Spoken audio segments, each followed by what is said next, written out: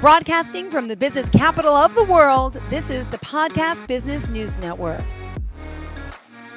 Welcome back to the show. We are joined by our professional of the year, Grant D. Venerable. That's right, Dr. Venerable, our chemist, our scientist, our professor, our doctor, our writer, our philanthropist, in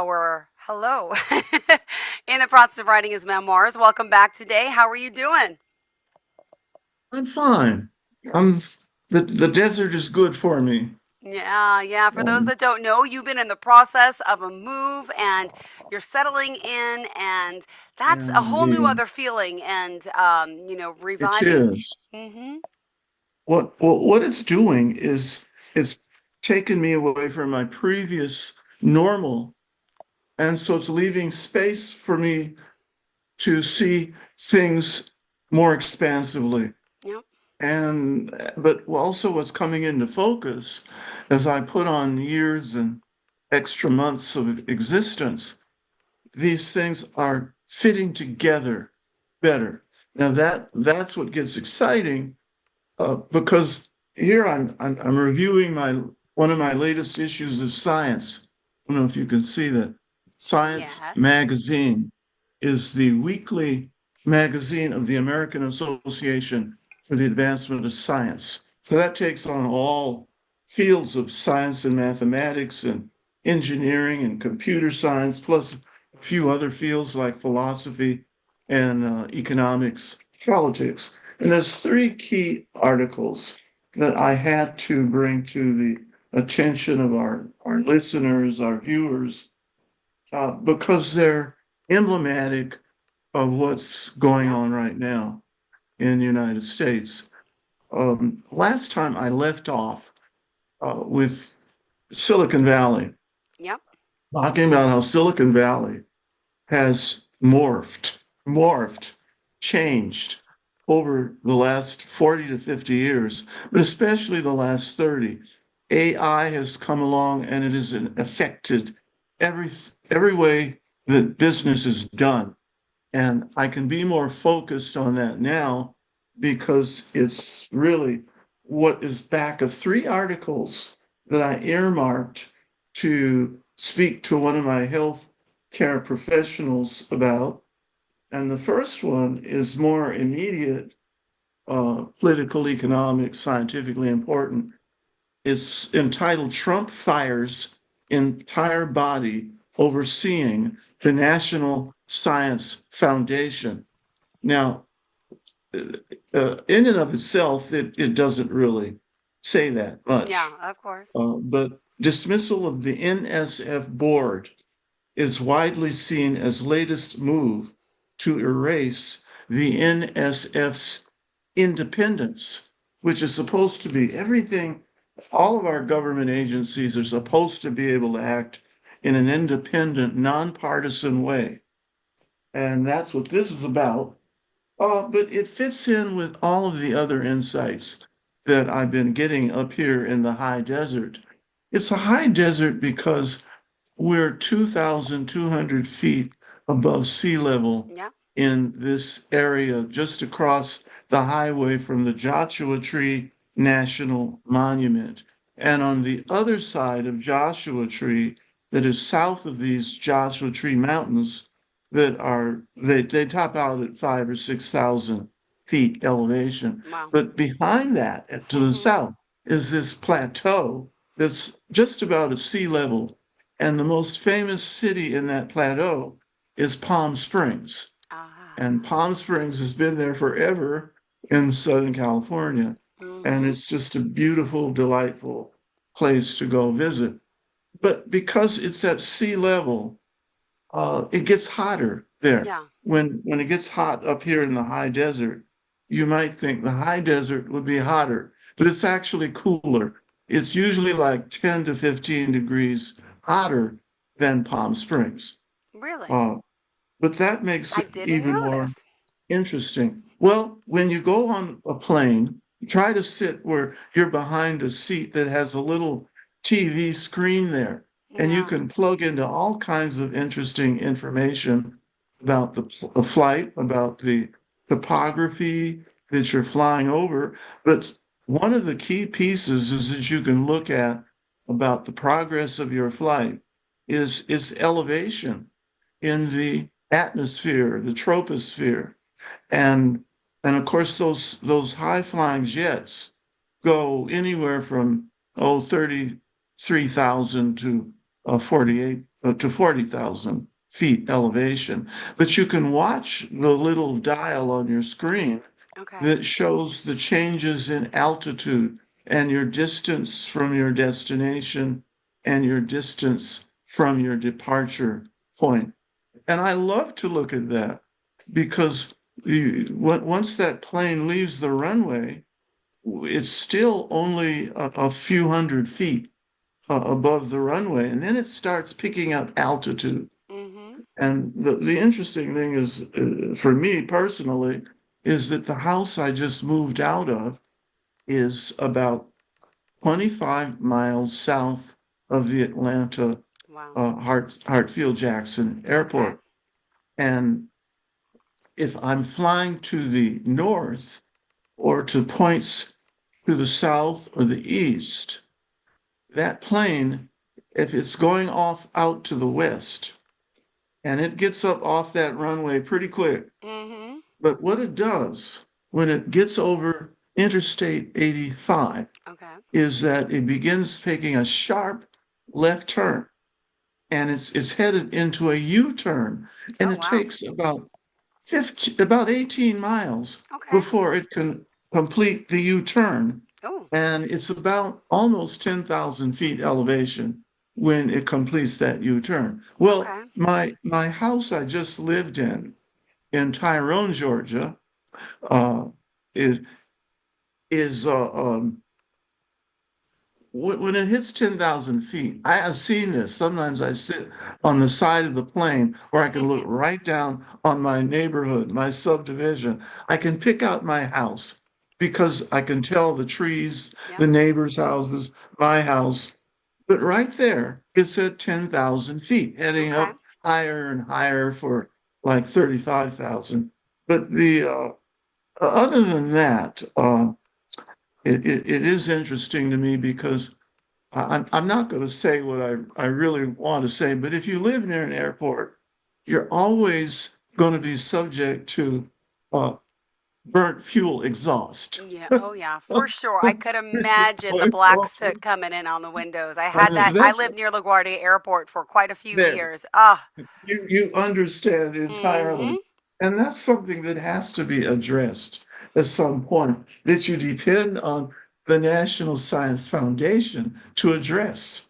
But if it doesn't have its complement of properly educated, experienced directors and professional scientists, it's hard to do that. So let Yeah. me move into what I left out the last time Sure. about Silicon Valley. And I was about to talk about it, and then I didn't quite get back to it. Sure. Sure. Sure. You might remember I said something. I was hired in a very unusual way. I went to a company in downtown San Francisco that specializes in counseling employees of firms that want to get promotions. They want to do Okay. better with what they're doing, Yep. or they want a better job. And so they go to this company and you pay a little fee and they give you a whole deep, in-depth education because of the CEOs that are retired and other vice presidents that are there. And they're there to advise people how to do it. And I went to them through one of my non-logical Okay. routes. You know, we have a logical or a source of knowledge and ideas, and we have what we call an intuitive, more creative, open-ended way of doing things. And so that's how I found this company in the first place. And I'd love to go into that sometime because it's a thought area that's left out. And I'm going to kick that area up against the wall right now because I'm seeing it more as AI, Yeah. artificial Of course. intelligence, supervises the kinds of articles that the news media is putting out. And they're coming out with all of these data points on how well does a graduate from a college, how soon does it take them to get a job in their major? Yeah. What are the best majors for high pay? What are the worst majors, if you don't mind, low pay? Which I am going to say, and I said it before, those are the wrong questions and the Yeah. wrong kinds of information to put out there because nobody knows what to do with it because often it's just frustrating. Um, there's not a, a causal relationship between your college degree and the pay Yeah. that you're going to get Yeah. or the time it takes you to get that first job. So that's why I'm going to use one of the younger generation terms.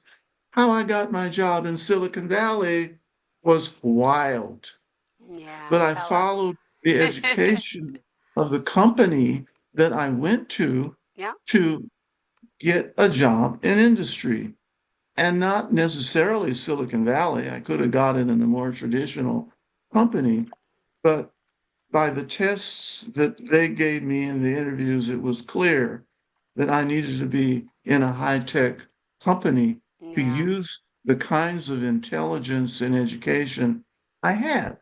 Yep. Well, the traditional logic of hiring, whether it's in a university or in industry, is to match your major field with some job that requires the great knowledge from that major field.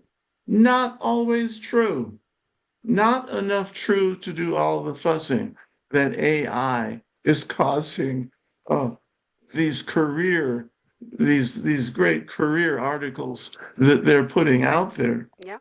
because I was probably one of only one or two people in Silicon Valley that got my job the way I did without degree one related to computers or electrical engineering. So how did I do that? It's because I went through the back door, which Yep. turned out to be the right door. I Yep. was taught how to get through the right door. So, first step, write the CEO of the country, of the company, and say, I'm interested in your working for your company, and I believe I can offer certain talents that you may not already have and that's kind of the starter. And you look at the where you get your response because you usually don't hear back from the CEO. Occasionally you do, but I heard back from someone who was an employee of Okay. human resources, and she took an interest in what I said in my letter. No resume yet. You don't send a resume at that stage. You just send a cover letter that tells something about you and what kinds of things you think about, what kinds of uh, skills, talents, ideas that you play around with. Well, it was interesting enough that this woman forwarded my cover letter to the director of human relations or the director of personnel. And that person thought my response was interesting enough Yeah. so that that director of personnel, maybe, anyway, I got to forward it to the vice president Of course. of software, computer software applications. And he wanted an appointment with me, and I had an appointment with him. I had several appointments with him, but Mm-hmm. it took about a couple of months to really, Okay. for him to get to know me, for me to get to know him. And he was high enough in the company so that he could say, wait a minute, we're talking about you're being doing one thing. And he said, maybe that's not the way we should go. I happen to have a requisition from personnel that will let me bring you in Rolodex. as anything I want you to be. Mm-hmm. And that's what happened. So I did not have I couldn't list that I had it was for a senior systems programmer. That was just the name of the slot to Yeah. get me in on. I didn't know beans about senior system programming, or at least I didn't think I did until he began to talk and I began to respond. And that's what gave him an idea that the really far seeing people in that industry have always had. Well, wait a minute. You can do this and you can do artistry. You know how to make diagrams. You can communicate. I want to bring you in as a communicator because I think you'd be a perfect creative communicator between the upper management here and the middle management here and the professionals who actually do the job of designing and making the Oh, products. excuse me. What Silicon Valley of the 1980s and before that, what was the unifying theme that brought their success? The theme was one word, describable by one word: design. I think I mentioned that briefly before, but it's design. And I got in there and realized this company was emphasizing our job is creative design. That word has to be on the tip of everyone's tongue and on the forefront of their brains as long as they work in this company. I was in a startup that started with great vigor, with vigilance and energy. And they thought that I had a really excellent way to communicate design, and in fact, what design should look like.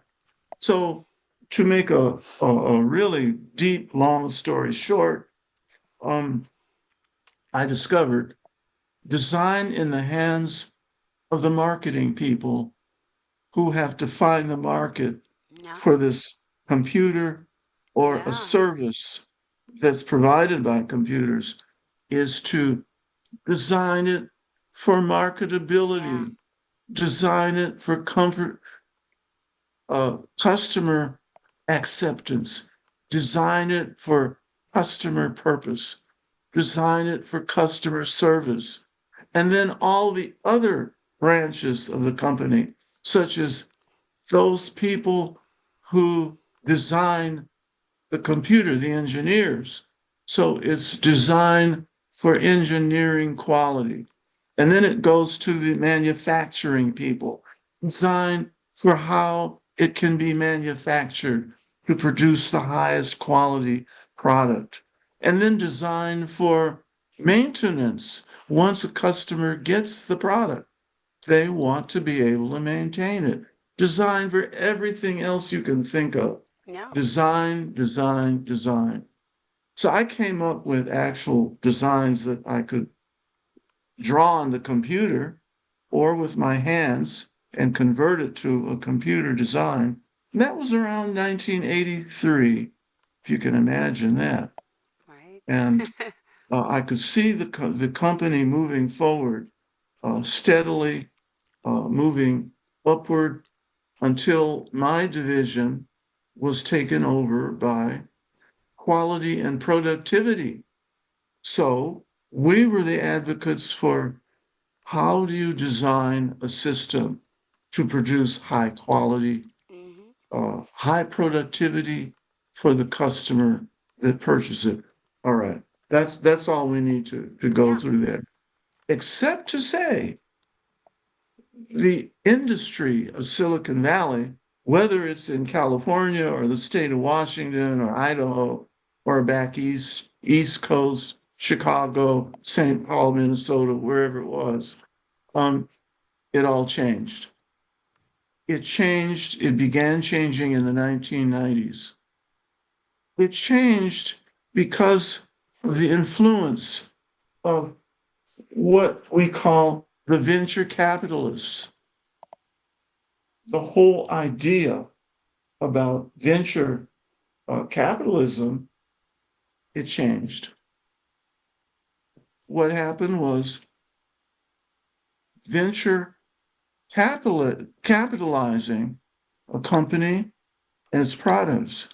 It changed to be about how to make money. Venture capital, in other words, to make as much money as possible. Not just to make money to have a successful product, but beyond that, it was simply to make the shareholders richer, make the CEO, the executive committee of the company richer, just rich. So the mission changed from design of quality machinery and services to how can we make as much money as possible? Now, that might Right. sound silly, but it's not. That's exactly what happened. So the whole class of people who were in venture Yeah. capitalizing a company, they were no longer interested, and they lost their interest in customer service.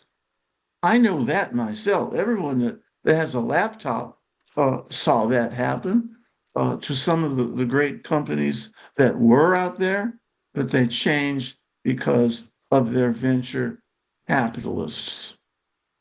So the company I was in, it changed. Everything changed.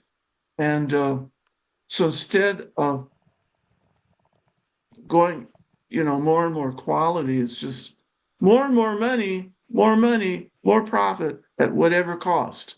But the main costs, and everyone that's close to computers today knows it, unless they had been around, they knew it if they were around in the 80s or the early 90s and before that. They know the customer service almost, it got practically lost.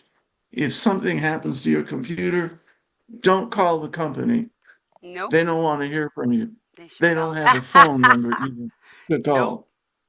Even the phone company doesn't have a phone they want you to call. They say, leave Yeah. us alone. And there's plenty of people now that can attest to that. So that's really where I want to start out today as I get back to my science magazine. Um, One of the things that companies used to look actively for was creativity. And they automatically, at the higher levels of administration, realized that the most creative people in the society are popularly known as the artists, the poets, the dancers, the actors, the all of those creative type of people, and the novelists, the writers, the poets. So they knew you could not have a successful technology company and technology jobs and services unless you had artists on board, where that was what their training was, and it's what their intuition is about, because that's what translates to the design engineers. And that's why so many of the engineers themselves happen to be interested in the arts or happen to uh, study arts. Musicians, that's another big plus for people to get hired into Silicon Valley, at least those companies that understand that.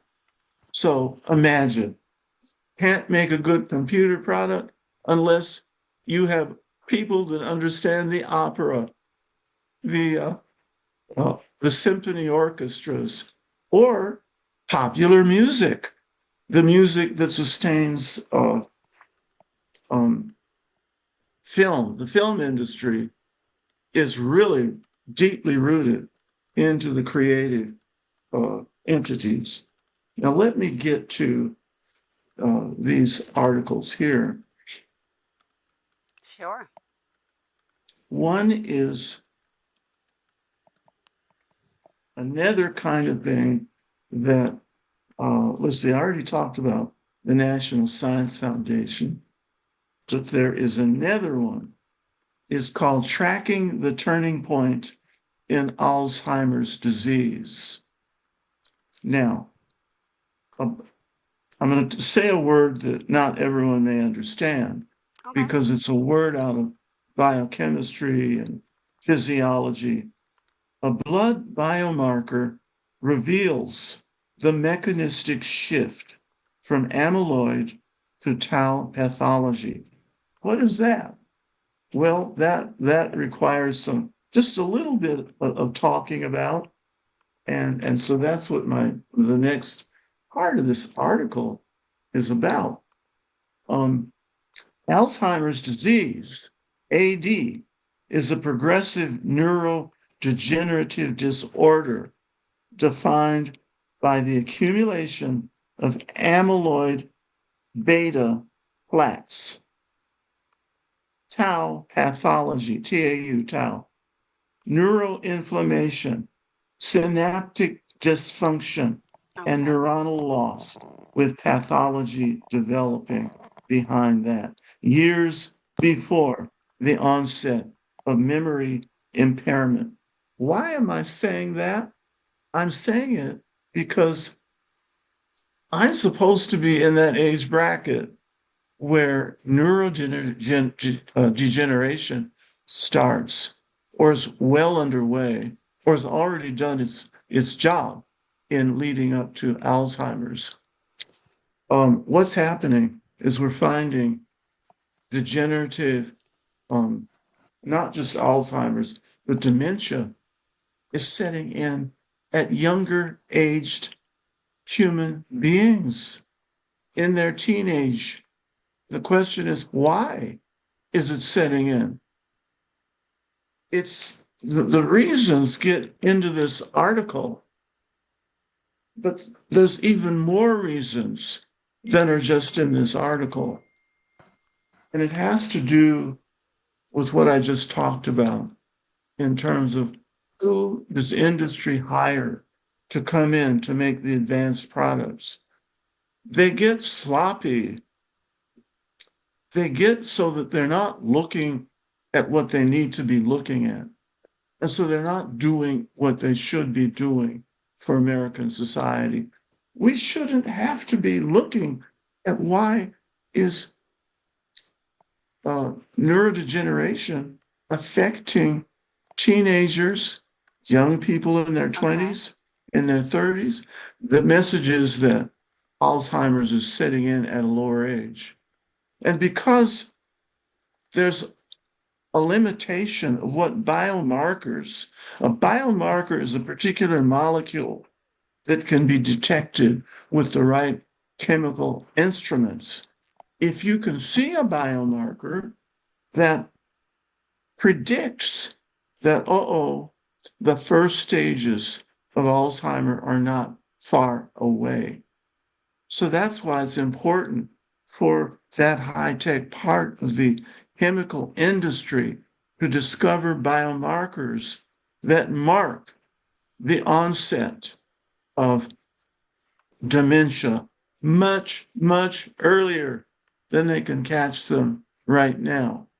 If they catch them earlier, there's a chance that it can be intervened. But as of now, because of just the way that the curves are looking on this picture there, it shows the graphs about if you miss a critical biomarker, but you have no symptoms, none of degeneration, neurodegeneration, it's probably too late by then.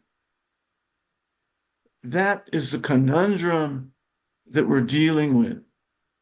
It's not going to really ring a bell for, I think, most of the human population until it begins to affect an individual citizen or someone in their families.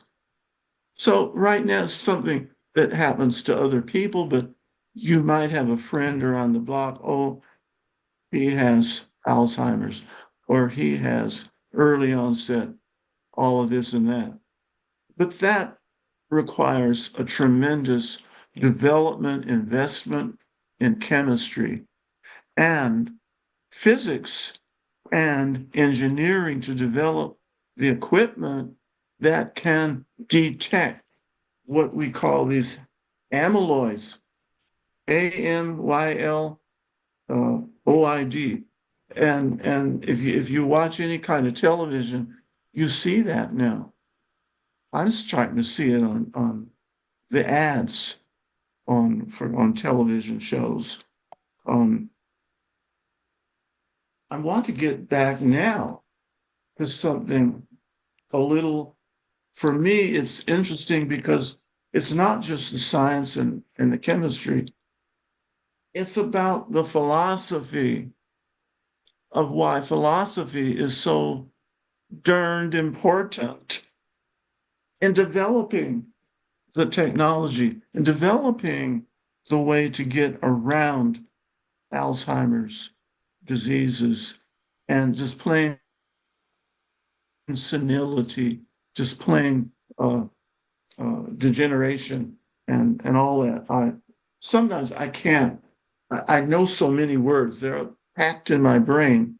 And what happens, I do know what happens, is that the synapses that connect two neurons that have memory of certain information, if you don't use those synapses every day in your career anymore, the brain puts them in kind of storage until you need to start using them again.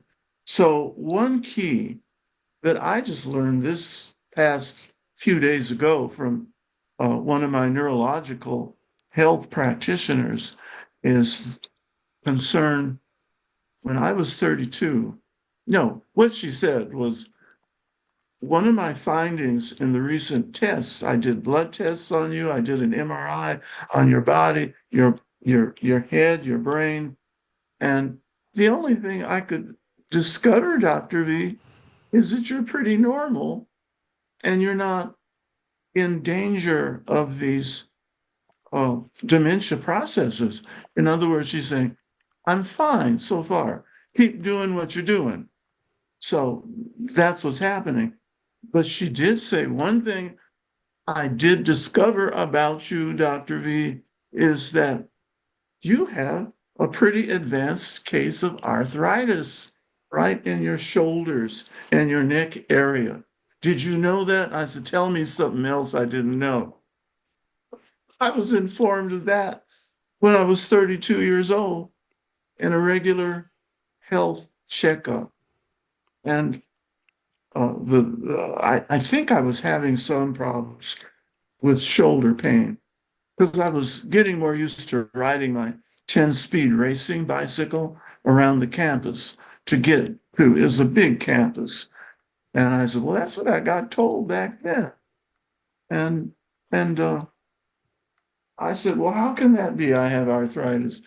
I says, I'm only 32. It's just, and the physician said, the 32 is middle age in the medical profession. That's where middle age begins, is late 20s, early 30s. I said, really? And then I didn't think any more of it. But Yeah. because of how I think and use my mind, I don't get hysterical about words. Even if the physician says, oh, you got arthritis, I just say, oh, okay. And then I didn't worry about it. I'm now convinced Yeah. that's why it never affected me as an older person.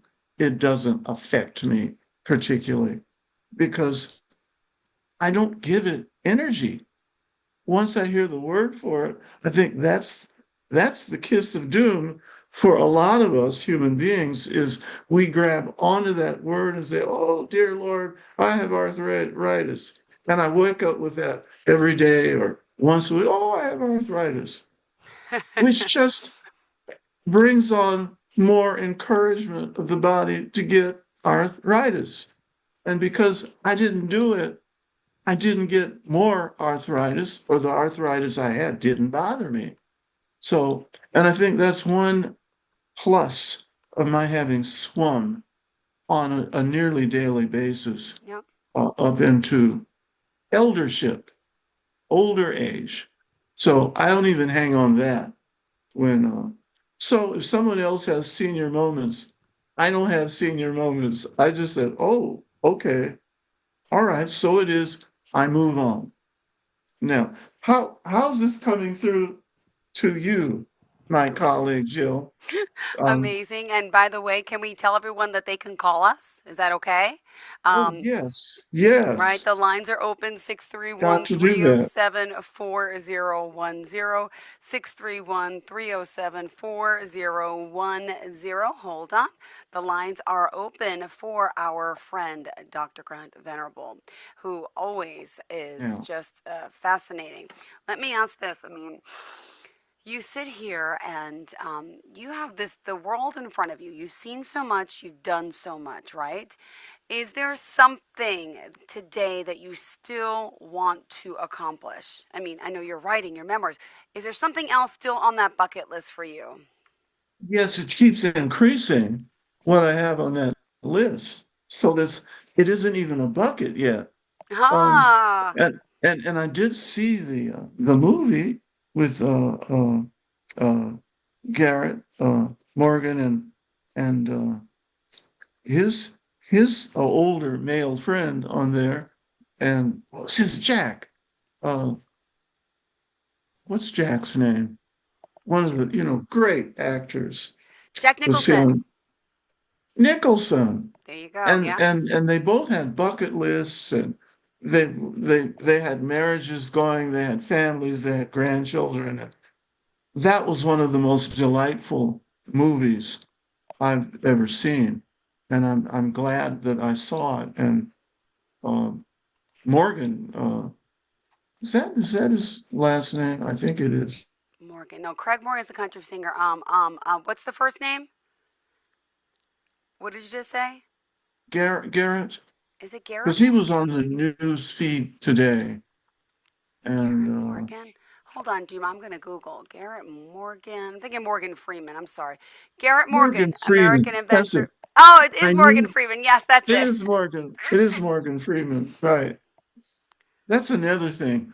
Um, I don't sweat if I don't quite remember a name as quickly as I want. I know, and I I thank goodness know for AI and Google. I can't, right? Mm-hmm. I know it'll be there in a moment or maybe in a week, but so I don't sweat it. And I think that's the key. Just don't sweat it. Um, Morgan Freeman, geez. I think one of the yeah, Jack Nicholson, he was on that. And that was the last scene in that movie when uh it was Nicholson. Uh uh let's see. Yeah, I'm not good Yeah, at he went up movies. there. He went up there on the top of Mount Everest and put the little urn of ashes of his buddy Morgan Freeman Uh in there, huh. and he delivered the eulogy that on Really? Morgan, that whoever the character he was playing on there.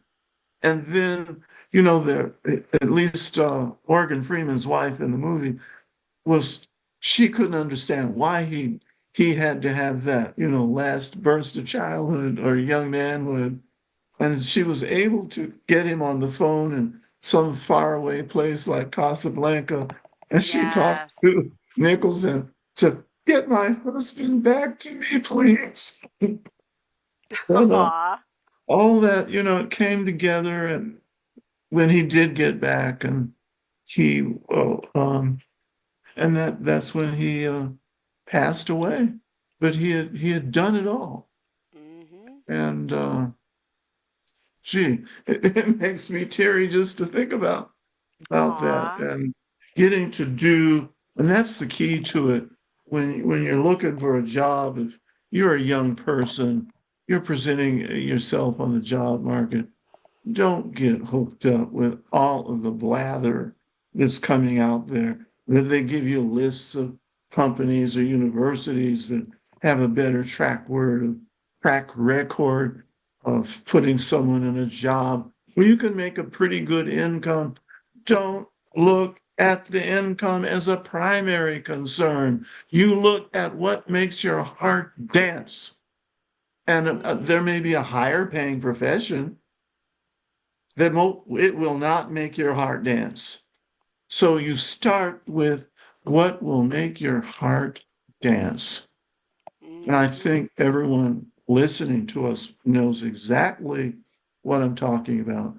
But the whole public pressure that's put on us is money, money first. Get a high paying job. Well, it so happened when I went to this particular startup company, I had been making a university associate professor salary at around $20,000 a Wow. year back in the 19 late 70s. And when I got this job with this company, this great startup, I started making 41,000 a year. And Wow. my brain was dazzled. Uh, but that wasn't what my goal was. I didn't apply for a higher salary or a high salary. They just said, this is what we're going to offer you. And it was beyond what I could even hope for. But Yeah. what was not beyond was the challenge, the creative challenge of being surrounded by coworkers who were open. Hold on. We have a call coming in. Stand by. Hello. Welcome to the show. You are live on the line. Who's this? Hi, this is Sean. How are you? Hi, Sean. How are you? John, You are live on the line with Okay. Dr. Grant Venerable. How can we help you? Yeah, hi. First of all, Dr. Venerable, congrats on the move. I heard you mention it earlier. Where were you living in? Where are you now? I was in Metro Atlanta, Georgia for 26 Oh, years. I Atlanta's great. was Yeah, I I love was Atlanta. south Okay. in the now I was in the other direction.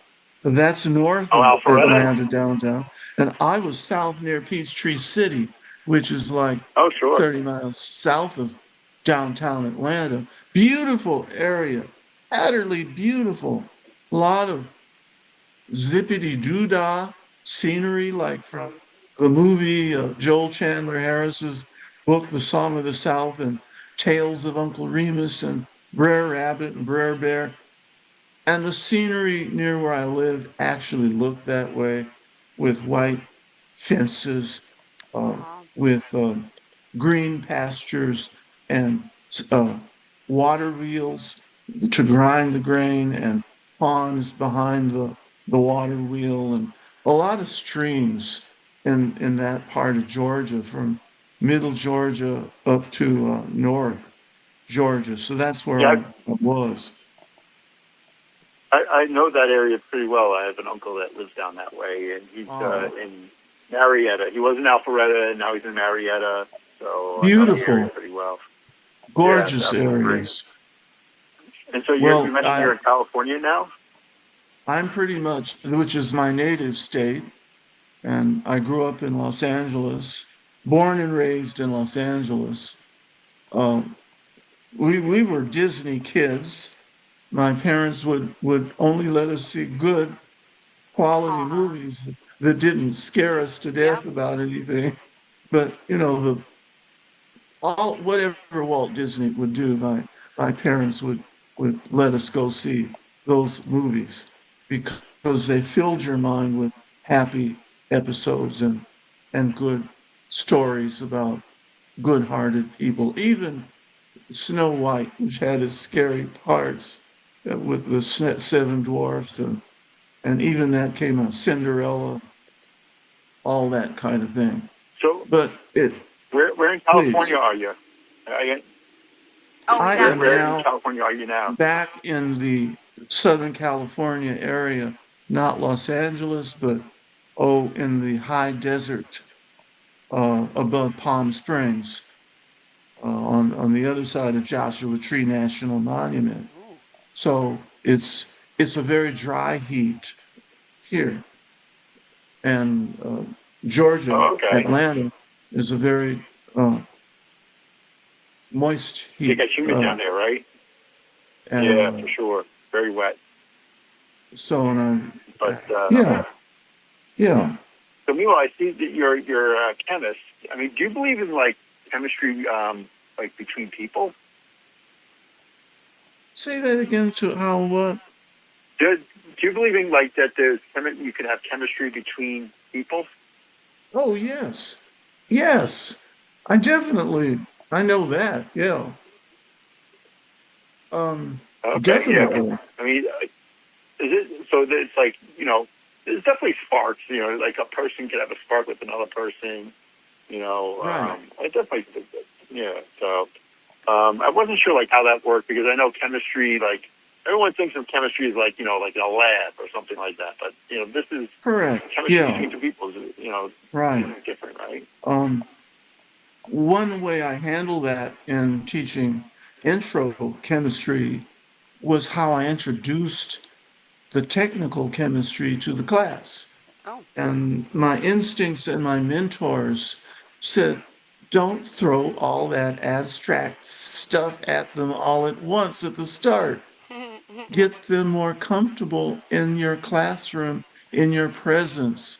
Recite a good poem like Emily Dickinson, uh, like microscopes are fine for in an emergency, but um, that's how the poem began.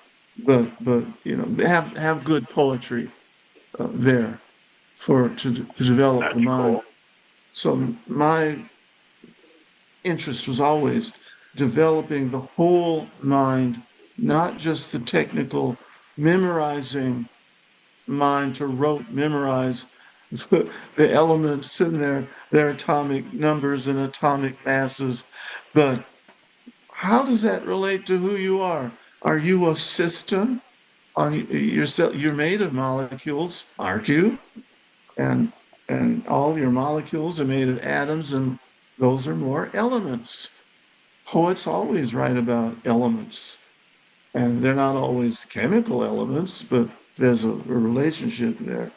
So, so what else can I answer here? What else? Anything All else? right. No, I think that was pretty much it. I Okay. really appreciated the opportunity to Okay. speak with you. It All was a right. Oh, Thank pleasure. you you're so much for welcome. calling. We appreciate it. All right. Take care. All right. Thank Thank you you. so much. All right. And again, anyone else would like to call 631 307 4010. That's 631 307 4010. So, Jill, along those lines, what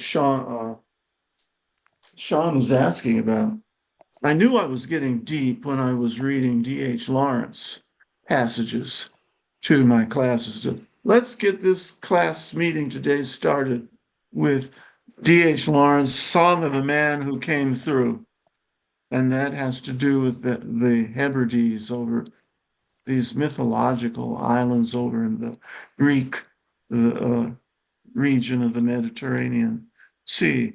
But the poem is really an allegory on how a male human being grows up. Now, female human beings have their own allegories, and that's why I like to read Edna St. Vincent Millay and other of the female writers like Toni Morrison and various other authors. But it talks to a male human, especially when they reach their 30s, because 30s is about starting to look at becoming 40s and getting things right in your life, particularly right with your relationships, and especially with life with the other people on the planet, no matter what sex they are. And getting it right, I'm referring to understand what makes yourself human, what makes you attracted to other humans. What makes you able to get along with other humans? What gives you that light around your being that attracts the kinds of humans you want to be around, that you enjoy being around?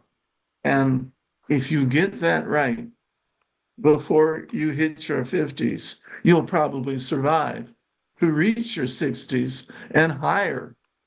So that's why I like the arts and literature, is to be able to converse on topics like that. Love Um, it, love it, love it, love it. Well, we still got just only 3 more minutes left in the show. Unfortunately, we do have to kind of wrap up soon, but the phones are open if anyone is going to call. In the okay, meantime, you how does said you? 3 minutes Yeah, we still? got 3 minutes. Sorry, not much. Well, I'm glad I got to say what I had to say about getting the right job and letting your heart get a job that makes your heart dance, and not a job that just pays you a high salary.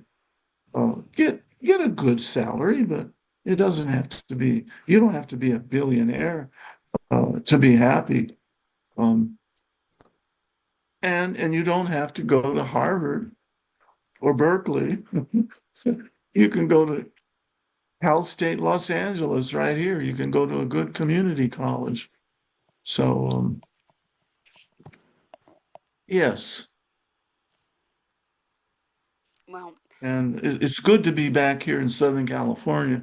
I think in this week I'll begin to be able to start unpacking my boxes that I just realized I packed them over a year ago before I left Georgia, but I haven't had a space where I could unpack them until this place I'm in has been reconstructed so that I can live here, my siblings and my sister's family could live here. So that's what's happening. It's oh, very delightful. well, thank you again for being here, and best of luck to you. How can we reach you, Grant? Tell us one more time. We'll try on my website, grantvenerable.com. No, Grant Venerable PhD, all lowercase.com.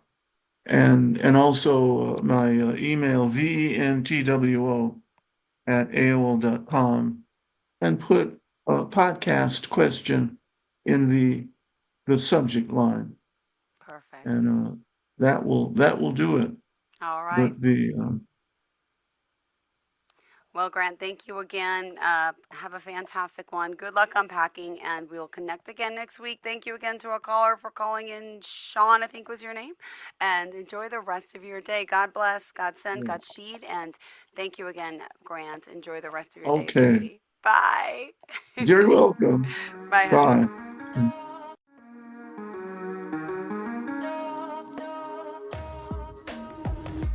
Broadcasting from the business capital of the world, this is the Podcast Business News Network.